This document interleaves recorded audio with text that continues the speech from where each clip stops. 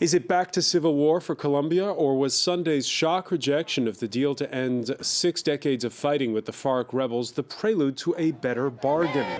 We're going to ask why voters failed by the narrowest of margins to approve the agreement, where it leaves a Marxist guerrilla movement that for now insists it's still sticking by the deal, and what next for a President Santos who'd gotten all those world leaders last week to come for the signing. Did he put the cart before the horse? Does he resign a la David Cameron after Brexit? Or can he forge a consensus with the no camp?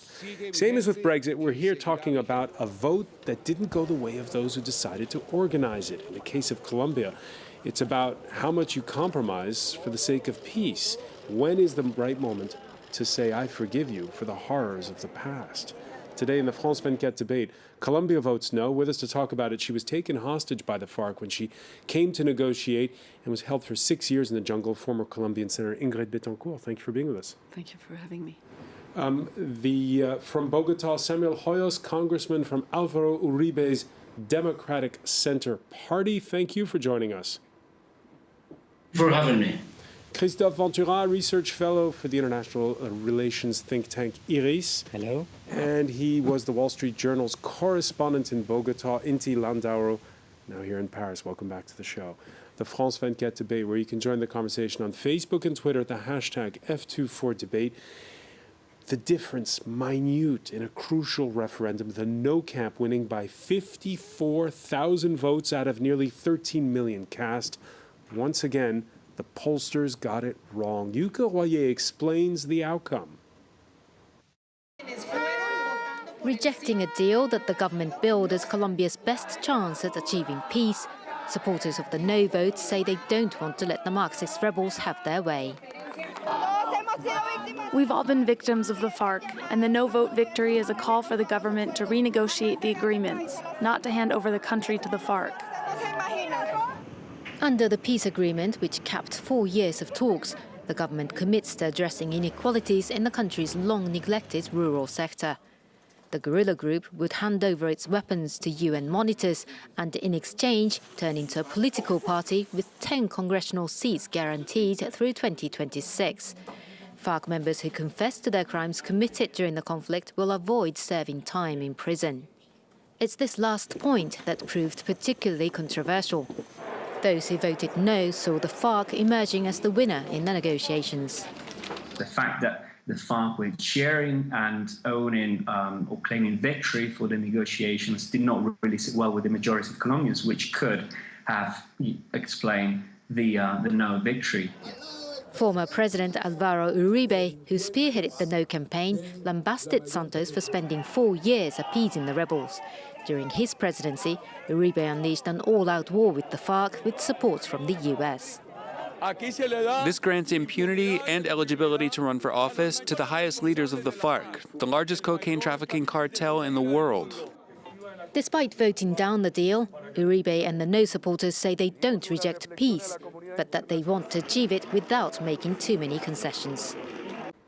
Don't reject peace. We're going to pick up on that point. But first, Ingrid Betancourt, you advocated the yes vote. What happened? Are Colombians not ready to forgive yet? Well, I think it was more complex than that. There were other side debates that came into the balance, and probably also the understanding that by doing an agreement with the FARC, somehow Colombia was losing its bearings in the sense that it was bringing some kind of communist, materialistic values.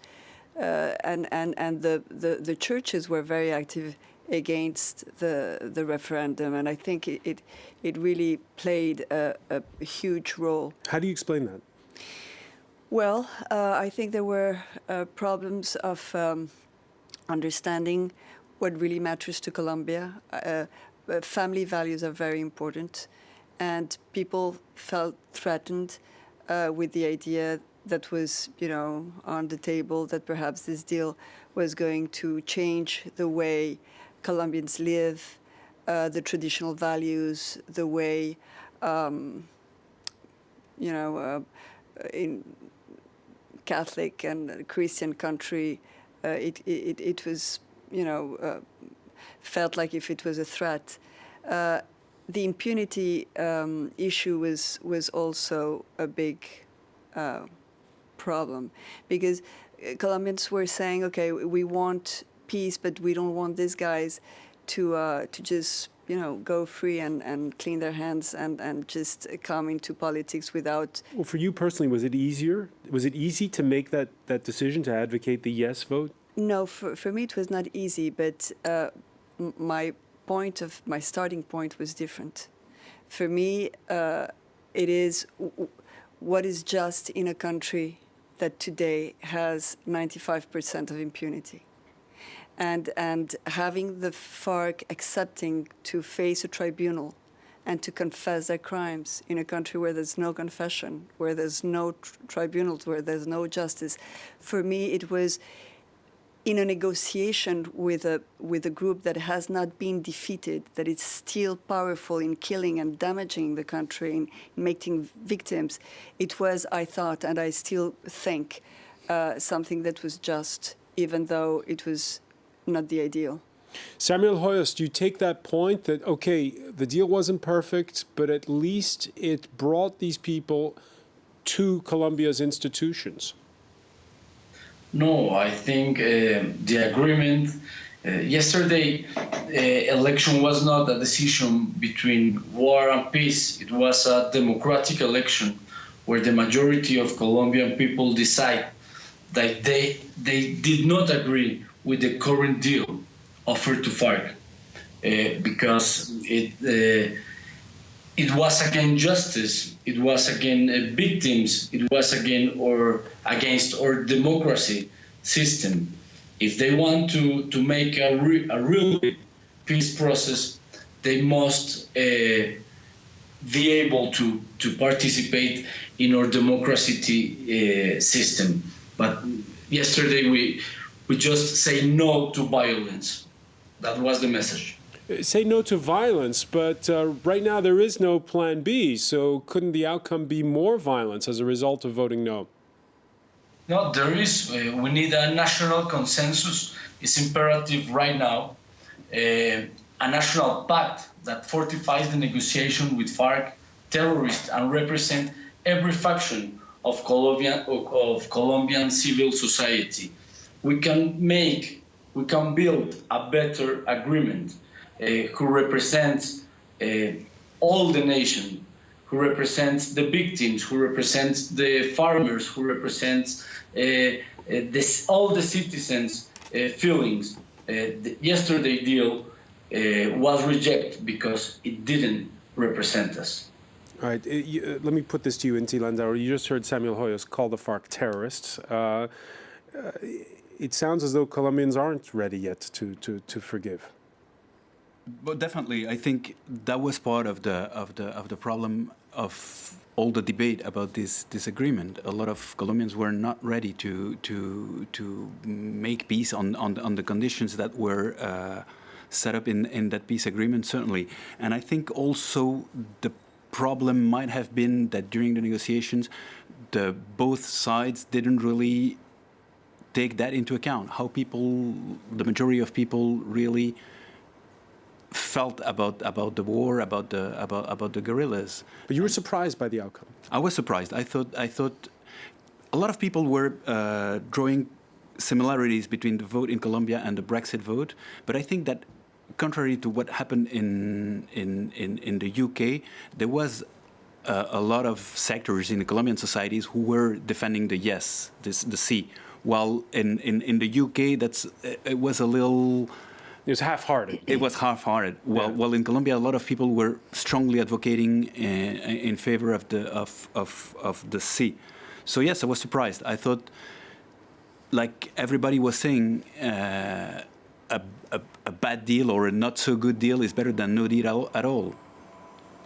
Christophe Ventura, of course, after the Brexit vote, the Prime Minister resign. Should President Santos resign at this point? I think it would not help to stabilize the situation because what we have to underline is the fact that a few people participate to this referendum. I mean, you have more than 60% of the people 37% turnout. Yes, who abstain, which is the biggest participation rate of abstention in Colombian elections since 1994. How do you explain that? I explain that for the reasons we can hear here. I think that the culture of peace is still not very strong in the country. I think that it's still a very sensitive issue, this conflict with the FARC, and in a country fed by 52 years of war, of hate, of conflicts in families, etc., etc. So I think that people were not really ready to support the deal. I mean, what the majority of people express is that they don't want to answer to the question. They don't want to answer to the question to know if this deal has to be confirmed or not. So that's where we are tonight. And I think that Mr. Uribe, who has a clear victory, a very important victory tonight, won his ticket into the negotiation right now. So the question is also to know what is his plan B? What is his B plan for the country? Heading to the table, and we'll talk about what Alvaro Uribe's plan is in a moment. Ingrid Betancourt, when you see the FARC of 2016, is it the same as the FARC of 2008 that you saw up close? No, I think they have gone through a thorough transformation, not only because the leaders of that time, 8 years ago, 10 years ago, are different. We had Marulanda, we had Raúl Reyes, we had Cano, and these guys were military-driven. They wanted to win the power, to gain access to the power through violence, through confrontation, through the war. The people that are now the leaders of the FARC are people that are just understanding that that's not an option anymore, and that they have to choose. Are they going to stay in the jungle and transform themselves into really a drug cartel because there's no other thing to do? I mean, that's one of the choices they have. Or play an active role in the Colombian politics. And these guys are choosing that way. And I think that's something that perhaps Colombians didn't value enough. For many Colombians, war is an abstract thing. Majority of the population in Colombia live in the cities. And in the cities, what you have is delinquency, criminals, backrooms, people, robbing you in the streets. And for them, the difference between those people that are thugs and this organization is not clear. And I would say that for them, it's the same. And is it clear for you, that difference? For me, it is, with, of course, knowing that what they did to us, as it was a terrorist act, to kidnap people or to do mass massacres or those things that are war crimes. They have also the other side, which is a fight for ideology. And if we just take them as terrorists and only that, I think that we are jeopardizing the opportunity of having these people, which are, influent in Colombia, helping us bring together a Colombia that has to come from this reconciliation. Half of the country doesn't know who other Colombians living in the countryside are. They don't know the poverty, they don't know the misery. It's something that is not shown on TV. And it's true that after 100 years of violence, people are with hard hearts or hardened hearts. So for me, peace is much more than this agreement. It's much more than who goes how long into a jail. It's about transforming the country and transforming the way we deal with each other in Colombia, the relationship we can have with other Colombians based on trust. And that's something that it's hard for us. That's the reason we're having this no vote. Inti Landauer?